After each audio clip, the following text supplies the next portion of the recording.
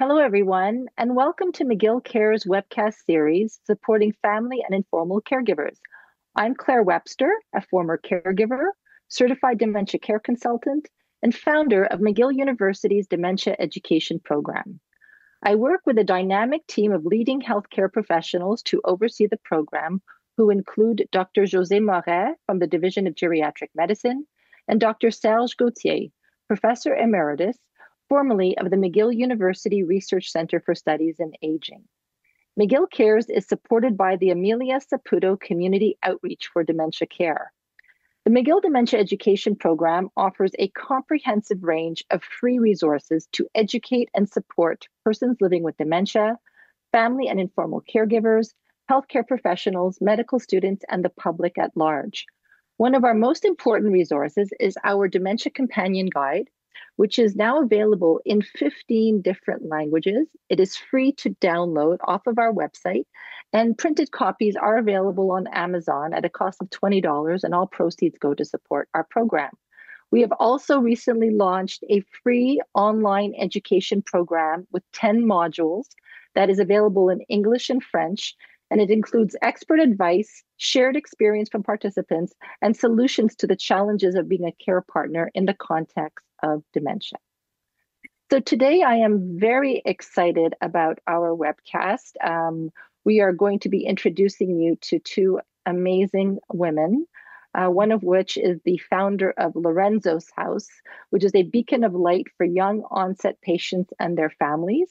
Based in Chicago, Lorenzo's House is a non-for-profit social impact organization designed to empower youth and families living with young onset dementia.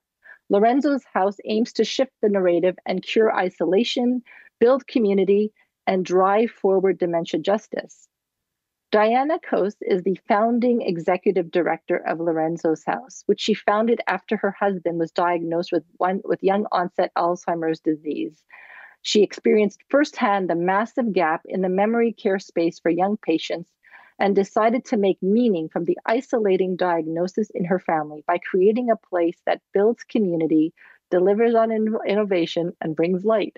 I'm so emotional because I met Diana in 2022, actually, in London. And just like me, the journey that she had, she really decided to do something good with it. So getting all emotional, Diana, having me here today, because I'm so, just so impressed with you. We're also very fortunate to have one of the program's participants, Jessica Eggert. She is the former caregiver of her mother, who was diagnosed with young onset dementia in 2014, and a former full-time high school math and social emotional learning teacher. As a young caregiver, she found Lorenzo's House to be a place of healing in the community. And now she's involved in running the youth program to honor her mother. Okay, this is going to be a tough interview for me today. Welcome to McGill Cares to the two of you, and I'm really looking forward to diving into the conversation. Well, thank you, Claire. Thank you so much for having us. So Diana, honestly, when we met, it was just like meeting a soulmate. It was just like this instant, magic of meeting another person that, went through such a difficult time and decided to do so much good. So can you share your journey as a former caregiver to your late husband? What were the initial signs and symptoms that something was wrong, and if he was aware of what was happening? Sure. Well, again, thank you so much. And I too, in London, felt it and grateful for the meaningful work you do. Claire, you are a force. And the minute I met you, I'm like, I want to know this one. And so thank you. So much important work to do. So I got lucky with love, and I met my husband in 1989, the night I moved to Chicago at a blues bar at 2 a.m. And fast forward 20 some years, we had 2 beautiful sons, and then what I call this diagnosis of the family. And my beautiful husband passed just 2 years ago, but our journey was almost a decade from when the symptoms started to the time my beautiful man passed. He was not aware of the changes. For the most part, there was clarity, there were moments of lucidity, but for the most part, he was not aware. our journey was long, but I sort of, in the beginning, I knew nothing of this condition. And like I said, I call this sort of this diagnosis of the family. Our sons were 9 and 13 when brain change showed up in our home. How old was your husband at the time? He was 59 when brain change showed up and passed at 68. So the impact is just so far reaching, right? And I realized very quickly that there were so few resources for us. While you're on this journey, the initial sort of sorrow and devastation is real. You know nothing about this condition, and you sort of are in this sense of like chaos. But I felt like there was this defining moment when I remember our son said to me, "Mom, you need to stop crying." And it was a wake-up call for me, because as a wife and now sort of like the solo head of a family, and the first time that I had recognized that our sons were not only losing Papa, but they were also losing the mom they knew. Some of the symptoms that were showing up were that my Lorenzo was detaching from our sons. That was one of the first things that happened. And then there were stories of him, driving one of our sons home from basketball practice and going to his childhood home versus ours, and symptoms of forgetting perhaps where he was going to work. He went to the Chicago Sun-Times for work versus going to his financial planning office, which is what his career looked like later in his life. So it was a shock, because young onset is so new. It was so new to us, and it's different. People don't understand it. People aren't aware of how uniquely it shows up in a family. And what were some other, like, was there, because he was not aware of what was going on, and were you pointing things out? Like, was he resistant to hearing what was like, how did you manage that? No, yeah, what I've learned is that this shows up in families so differently, and it manifests in people so differently. And for my husband, his demeanor, his essence was always of calm, and he was such a gentle, non-judgmental, kind of soulful, calm Buddha kind of a human. That was so much of his journey. He showed up in that way. Yes, there was agitation. Yes, there were hallucinations. And yes, during the later parts of the journey, when we were on different sorts of medications, he showed up very differently. But I guess I approached this by thinking, how am I going to get organized? After I realized this is now on me, I had a very robust career, and I had a big role in my work. 2 sons who are now teenagers, and sort of all of a sudden, I woke up one day going, "Gosh, I'm sole breadwinner, and I'm a single mom, and I'm trying to really learn everything I can about being the best primary caregiver that I can be." And what I realized was that maybe I needed to I was an educator and then a school leader, and I founded a network of charter schools in my previous career. So as an educator, my mind was, how can I create a home that's like a museum, like stations? Like, we had to rethink how our life was unfolding. And it was too many layers of responsibilities, but I thought, okay, let's get organized. And I realized that the importance of music, the importance of mindset, the importance of improv, the importance of creating sacred spaces in our home. I was determined to set this tone of gratitude. I'm a little bit of like sort of, it's what we have. It's not what we don't have. It's what we've been given. What are we going to do with this? That's just how I'm wired. But, we swapped out our family dining room table and we got a pool table because my husband loves pool. I placed a bistro table near a window because maybe we weren't going to be going to Paris, but we could go every day in our home. I got a mirror and swapped it out for one of our favorite pictures so that my Lorenzo could have conversations. We had an area in our home near a bookcase that was his briefcase and his desk. And, he had places to be, he had meaning in his day. And that was a gift, I think, from being an educator, knowing how to kind of navigate that. And of course, reading and learning what I could. But those, I think, did you know, so some of the biggest challenges are that did you know what dementia was before? Like when he, because he Honestly, was young and he was displaying these symptoms, right? Like, did you know what it was? Did you know even what type of doctor to take him to see? no. So I did not know anything. It was not in our family. It wasn't, I didn't know even like I had heard of Alzheimer's. I didn't know that no one had ever survived Alzheimer's. Okay. I'm embarrassed to say that, but Mhm. 12 years ago, that I knew that it was there. I always thought it was for older people. I never Mhm. thought it was for younger people. We were very lucky and we lived in Chicago. And living in Chicago, you have a lot of resources, even though I interviewed and let go of probably 3 different neurologists before Dr. Mastriani at New Chicago Medicine and his care team became family for us. We had options. And I realize today, and I'll always say that this is that justice is when a family has access to a quality neurologist and a formal diagnosis and an individualized care team. We had that. And I was able to interview and to get rigorous around what that could look like for our family. And it's just not the case for so many of us across this Mhm. country and globe. And there are countless exhausting stories of younger families, right, who this path to diagnosis is multi-year, multi-doctor, often multi-diagnosis, because our primary care physicians don't know to ask. No one's talking about maybe brain change could be happening. I Mhm. think there's something like 60% of individuals diagnosed with young onset fill an antidepressant the year prior to their diagnosis. So we got lucky living in Chicago with the resources and finding Were doctors. you, so were, as the disease progressed, was he able to stay at home or did you have to make the decision at some point to transition to like a long-term care?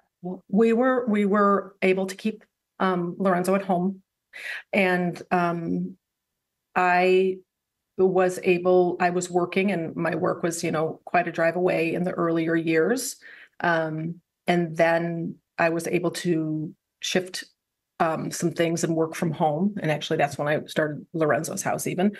Um, And we probably in the last year and a half, 2 years, had someone come in maybe 12 hours, 15 hours a week to support some of the work meetings I had to go through, or just getting away to be with friends. But it was our 2 sons and myself.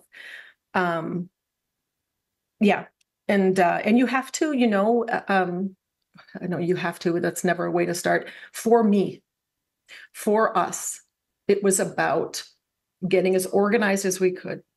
I always say it was kind of about these 3 things: getting as organized as we could around learning about this diagnosis, learning about this condition so that we could build in techniques and strategies to get us through.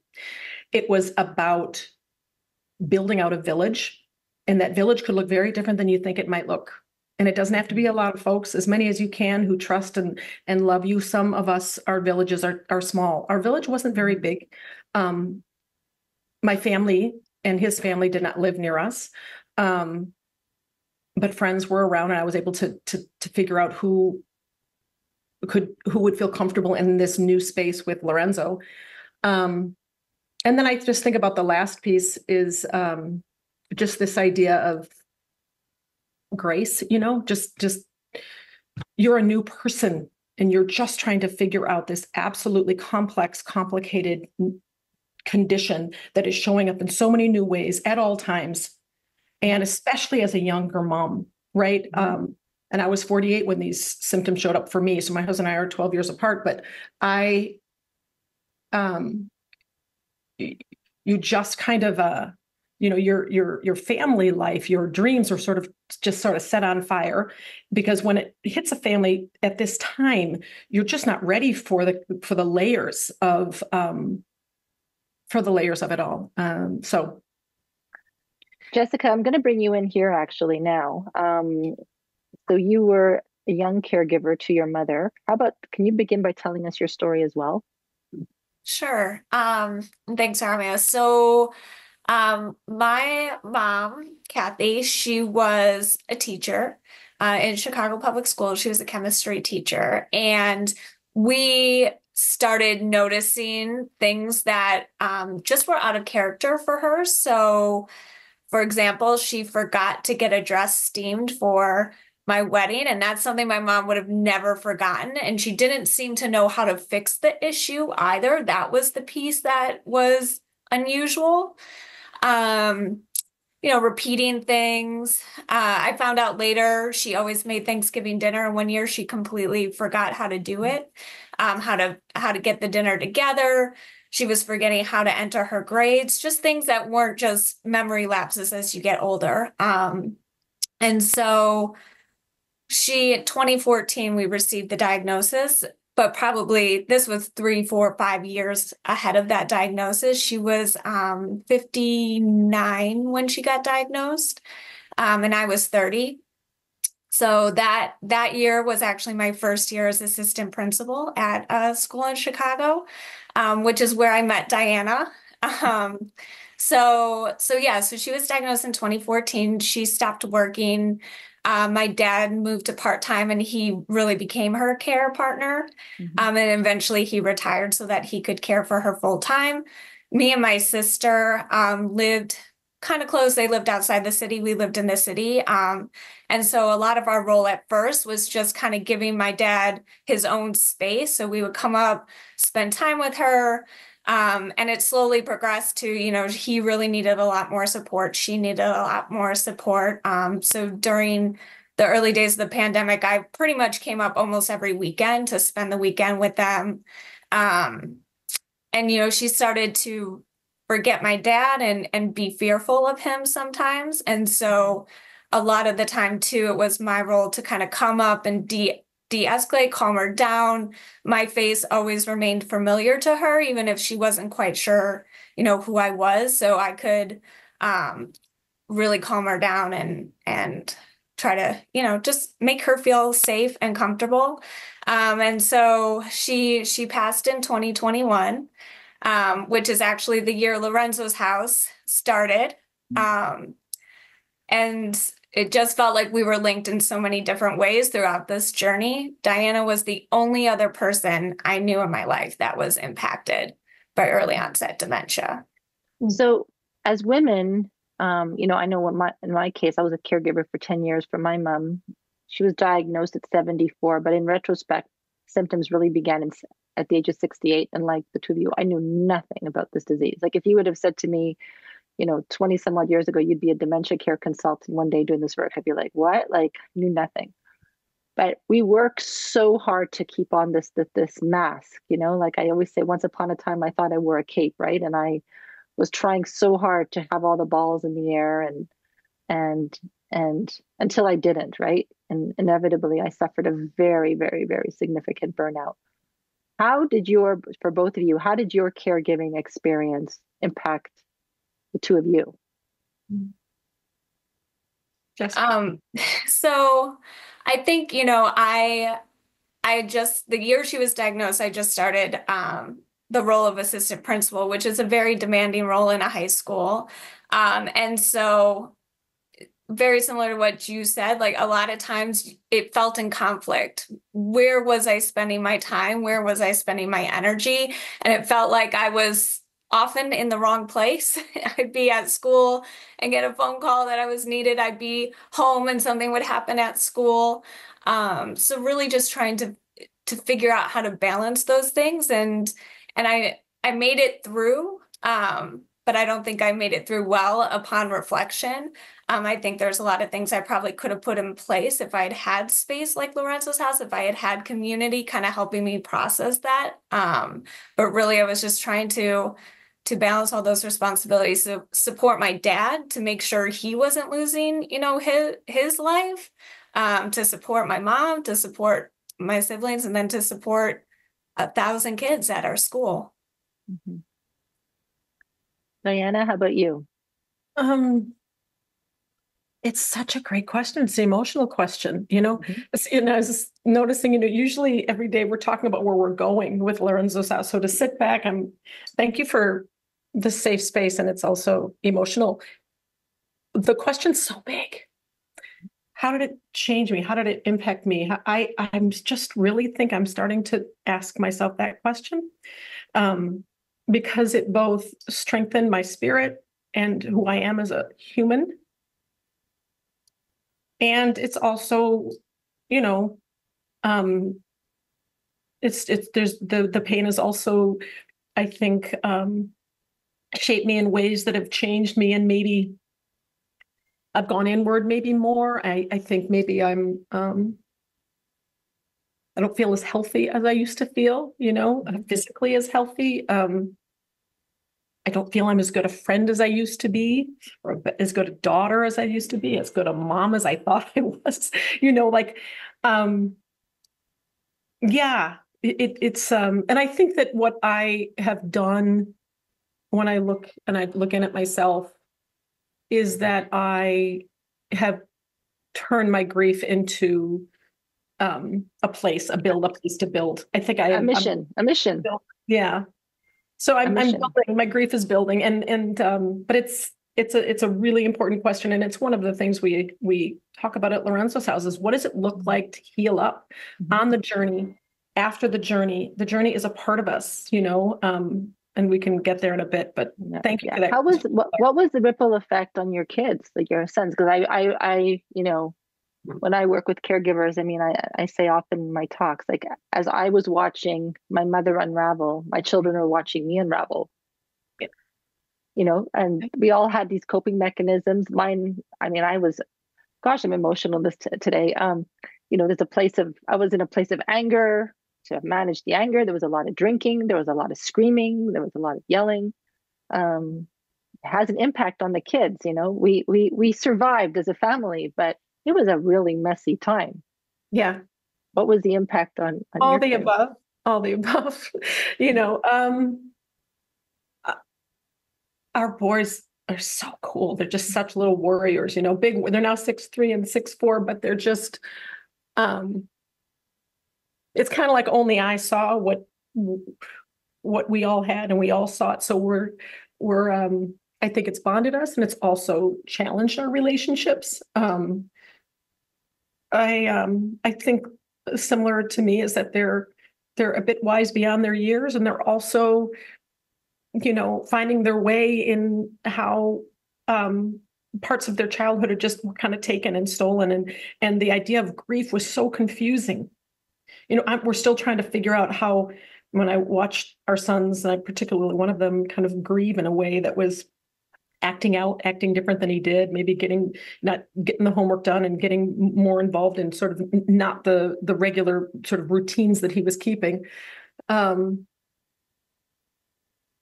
Yeah, I don't know, kind of the jury's still out there. And as sons, and I shouldn't even say gender wise, but both of our sons, the first time they ever spoke to another young person was through Lorenzo's House Light Clubs and our summit. We knew no one, who, and I remember Lucas coming down the hall saying, "Mom," after he had been in a Zoom room in our light club, and he couldn't believe that there was someone out there that was like him, who was 16, living in Denver, Colorado, who had a dad. So yeah, I don't know. There's a big question. Yeah. So what made you become the founder? Like, what was it that you said, that's it, I'm going to become the founder of Lorenzo's House? What was it? How? I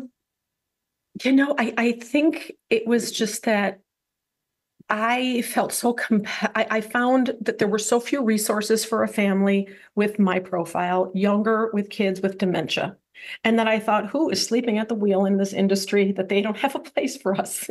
Why is there this gap? I couldn't believe that I could. And Rush University had been doing some good work in the young onset space, but the places that I went, the woman that I was connected to, Jean, who still to this day was a spark of light for me. Her kids were in her late 20s and 30s, but she was a primary caregiver a few years in, who sparked like how important it was to lean into someone and have this visceral, deep, "Oh my gosh, you get me, and I've just met you 2 minutes ago." It was just powerful.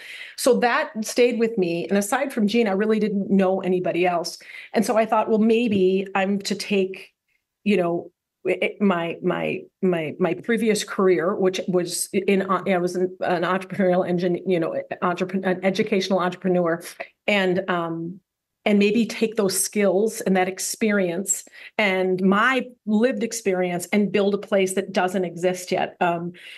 And I felt like I wanted to fight back as boldly as this condition was affecting us. I felt like I wanted to fight, and there was a fight in me. And I really, to be honest, when I look back 3.5 years ago, I don't know who that was. I sound like, what were you doing? What were you thinking about? I don't have the energy I think I did 3.5 years ago. I'm like, Yeah. so I think it was because there was this gap, and I was super strategic in thinking, okay, let's do a sort of a 6-month analysis of this. And I found $5,000 and had a colleague of mine do sort of a due diligence, and then founded Lorenzo's House with a small loan from a like-minded organization, a vision, a computer, and out of my son's bedroom. He had just left for college.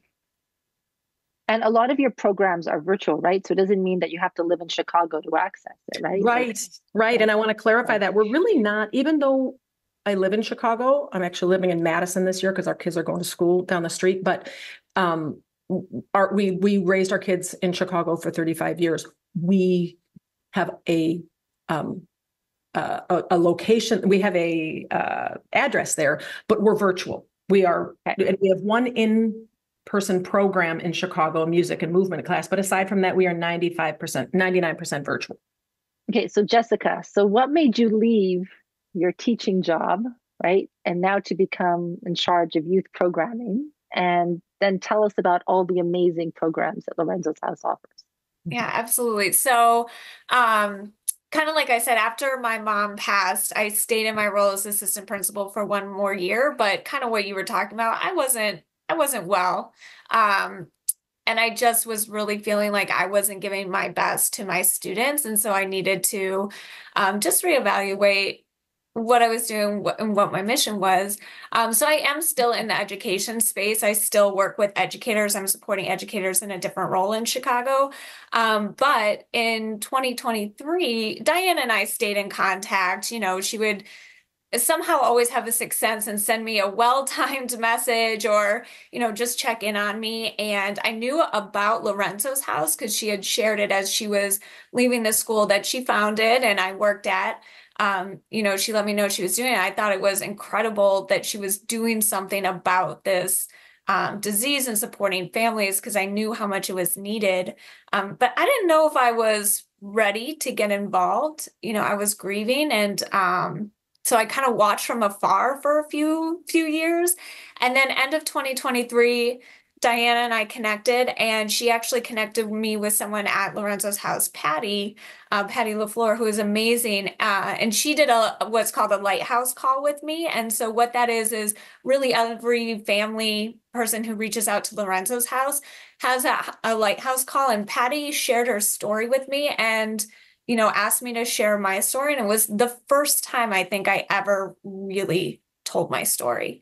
And it was just this incredibly light-filled, you know, you're talking about a difficult experience, but somehow it felt light.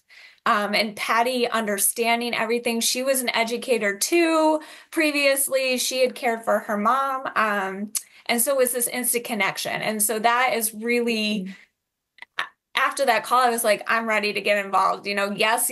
What can I do? And so I started first as a participant with the Shine On space. So that is a space at Lorenzo's House. We meet once a month where you are with other people who have lost their parent to younger onset dementia. So there's a children's group, there's a teen group, and then there's a young adult group, which is for people my age. And so I get to meet with others who are having similar experiences. Some people in the Shine On space started at Lorenzo's House when their parent was still here. Others have, like myself, found it years after. And it's an amazing space to feel like we can laugh about the silly moments of dementia. We can cry. We can talk about frustrations. We can talk about, you know, ways that we are honoring our parents. One story that really sticks with me is someone was talking about their mom's bucket list, and, you know, her mom passed before she could finish it. And she's been going through her mom's bucket list to honor her memory. And just having those other ideas and hearing what other people are doing. Someone else, their parent passed in their teens, and they're collecting stories from family members and friends to get to know their parent better because they never knew them as an adult. So that's one, the Shine On space. And then I help facilitate the Light Club. So Light Clubs are for kids, teens, young adults who currently have a parent walking this journey. And there's various meeting times. There are teens, young adults, children from all over the United States. We have some from Canada, we have our UK Light Club. And so really there's people from everywhere. And that space, it takes a lot of different forms. I work with the teens, having been a high school educator the most. And some days, like in September, they're talking about their class schedule. They're talking about trying out for basketball. They're talking about teenage things.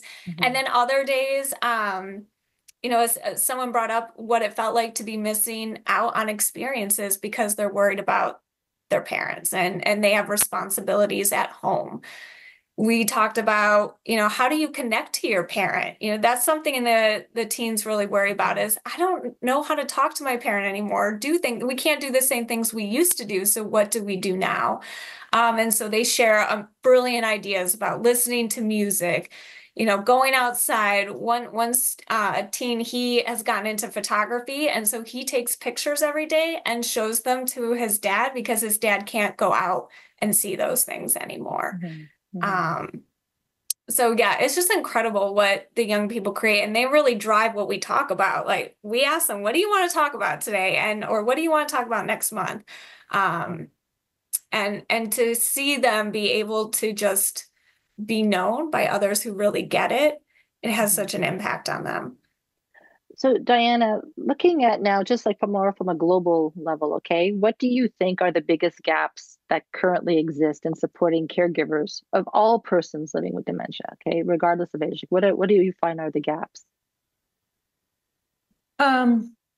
Well, when I wake up in the morning, the biggest gap that I feel, that I live for, that I think about, that I want to tattoo about is finding families. I want younger people to find each other. We need to find each other. If we do nothing but find each other, we can heal in community. We will strengthen each other's spirits. We will exchange unique resources and ideas and insights. We will heal in community. So I think the biggest gap is that we need to invest in how can we get younger families who are getting a diagnosis this morning and being sent home by a neurologist that says, good luck. They have no place to go and they go home. That is not fair. It's not just. And that is what wakes me up at night. There's the big vision at Lorenzo's house, right? Is that not one younger family walks this diagnosis alone. We don't have to. We don't have to anymore. So that to me, I think is the biggest gap. So my last question is to both of you, knowing what you know now, because I get that question asked to me often, knowing what you know now and based on your own experience, what advice would you have to other caregivers in terms of taking the best care possible of their own health and well-being? Jessica. Such a big question. I think about it a lot. I think one is seeking out community of people who know. Since joining Lorenzo's house, I've realized there's this space through social media, online, local groups, that there really are communities of some kind. And especially now that Lorenzo's house exists, like this would have been something I needed so desperately. To bounce other ideas off each other just to feel understood. So I think I kind of retreated in and our family became insular a little bit. And I wish I had been more like, let's find community. And I think too, people do want to help. I really think people in your life want to help, most people, but they don't know how to. I felt like the stigma with dementia started before my mom was even diagnosed because I was worried it was Alzheimer's and people dismissed me when I would say it. It can't be. She's too smart. She's too young. She's too capable. And so I think knowing what I know now, if I could have taken a little bit of space to think about what do I need and ask for that and advocated for myself what I needed, I think people would have stepped up more in my life. and it's hard to ask for help. I know how hard it is. And I think it would have helped our family if I had been able to be more of an advocate for myself. Such a beautiful, authentic answer. Thank you. Diana? Well, so I guess I want to weave Lorenzo's house into the answer because I'm not really great at giving advice, but I think that, today there are 4 million people walking around with younger onset dementia. And if you multiply that by a family of 4, we're saying 16 million family members are affected by this. This is a diagnosis of the family. And of the 16 million people who are walking with this, I would say to them and to the neurologists and the social workers and the policymakers and the friends who know of these families, introduce them to Lorenzo's house. Introduce them to us because we together are building community. This is not Lorenzo's house. It's Blake's house. It's Catherine's house. It's everyone's house. And we, in community, no longer need to be unseen and misunderstood and under-resourced. We do not have to live in isolation. And it's not just about these support groups in community. We have a one-on-one match. So if you don't want to join, I'm not a big joiner of groups. I'm not the best at that. I have a one-on-one match with my own sort of grief partner that I met through Lorenzo's house. My dear Clodagh, who lives in LA, she lost her Elliot 6 months before my Lorenzo. I found her through Lorenzo's house. And for youth who want to be a part of advocacy, because what we're finding is that our young people understand this condition more intimately than anyone. When they're 11 and brain change shows up in their home, when they're 14 and brain change, or 21, I feel like our kids need a place to advocate and to find each other. And we do that through our youth summit and through our global alliance. And I think the insight or the advice or walking with this diagnosis or someone who knows it or someone who's connected is just really trying to figure out how do we build this really global hub for younger families, because there are so few resources locally, nationally, and internationally. And so I think on a larger scale, that would be sort of my response to what insight for someone who's walking this today. I've been such a crusader about education. And, please feel free to share our Dementia Companion Guide. Dementia doesn't discriminate. And, it's available. This book's available in 15 languages. So please share. Yes. Mm-hmm. Please share our resources. We need to do that in a more deliberate way, in a more intentional way.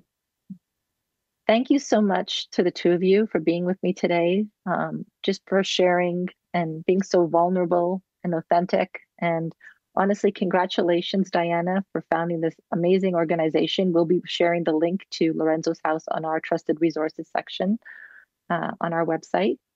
Oh. And just thank you. And I hope that we can continue connecting with each other as much as possible. And Jessica, best wishes on your journey, really. What an amazing young woman you are, really, truly. Thank you for having us. And just, thank you, Diana. I just have to always say this in this space for creating Lorenzo's house, because it is Kathy's house to me. And it is what I needed then in the journey, but it's also what I need now. So thank you. Thank you. Thank you, everyone, for this space and for the courage, Jessica's courage. You're amazing. The more we tell our stories, the more we allow others the courage to tell theirs. And so thank you, Claire, for so much heart. You have so much heart, and I'm so grateful for that. Thank you. Sister, we're doing some more work together. We are, absolutely. This webcast is an initiative of the McGill University Dementia Education Program, which is funded by private donations. If you would like to support our program or for more information, please visit us at mcgill.ca/dementia. And if you would like to join our mailing list to be notified about upcoming episodes of McGill Cares, as well as other important information about our programs and resources, you can sign up on our website or send us an email at dementia@mcgill.ca. Thank you for watching.